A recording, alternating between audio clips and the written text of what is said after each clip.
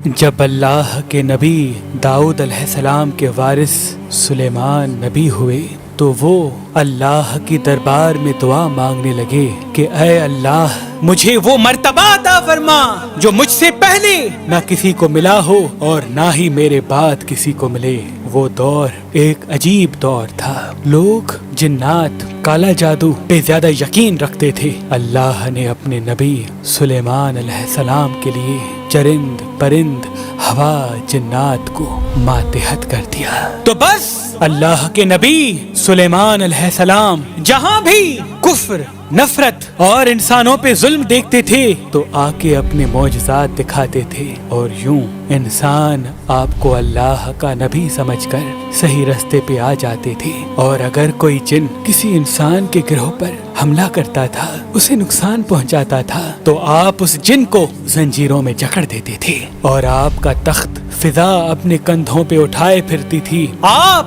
آسمانوں میں پرواز کرتے تھے۔ تو ویسے ہی آپ آسمان میں پرواز کر رہے تھے، اتنے میں ایک جن آ کے آپ سے کہنے لگا کہ اے اللہ کے نبی، زمین پہ بابل کے پاس جنات کا ایک گروہ انسانوں پہ ظلم کرتا ہے، اور وہاں کے جن انسانوں میں حلول کرتے ہیں اور پھر انسانوں کو تکلیف دے کے یہ منواتے ہیں کہ ان کے پاس غیب کا علم ہے، اور یوں انسان بھی صراط مستقیم سے ہٹ رہے ہیں۔ جیسے ہی اللہ کے نبی سلیمان نے اس بات کو سنا تو آپ اپنے تخت کو بابل کی طرف موڑتے ہیں اور اس گروہ کے پاس آ کے کہتے ہیں، اے تکبر میں رہنے والو، اللہ سے ڈرو۔ وہ جنات کا گروہ حضرت سلیمان کی طاقت سے ناواقف تھا۔ اس میں سے ایک جن لیاب کہنے لگا، ہم کسی سے نہیں ڈرتے اور ہم اپنی مرضی چلاتے ہیں، اور اس کے قبائل کے کچھ جن حضرت سلیمان علیہ السلام کے تخت کے چاروں طرف سے آ جاتے ہیں اور کہتے ہیں، اگر تو واقعی سچا ہے تو ہمیں قید کر کے دکھا۔ تو بس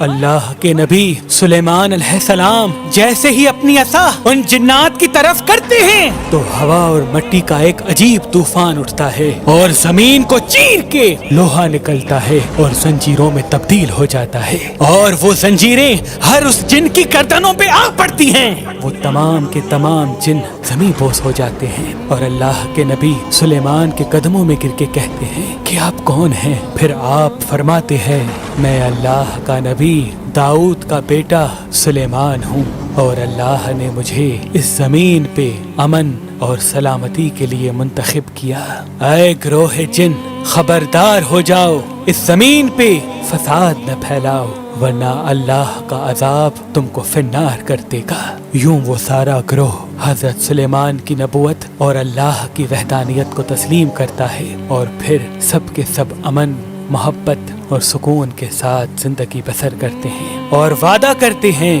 کہ کبھی بھی کسی بھی انسان کو تکلیف نہیں دیں گے۔ بے شک اللہ جسے چاہے اپنی خاص رحمت اور طاقت سے نواز دیتا ہے، وہ ہر دعا کو سننے والا اور سب پہ کرم کرنے والا ہے۔ اے اللہ، اس پورے جہان پہ اپنا کرم فرما اور ہر انسان کی دعا کو قبول و مقبول فرما، آمین ثم آمین۔ قبول و مقبول فرما، آمین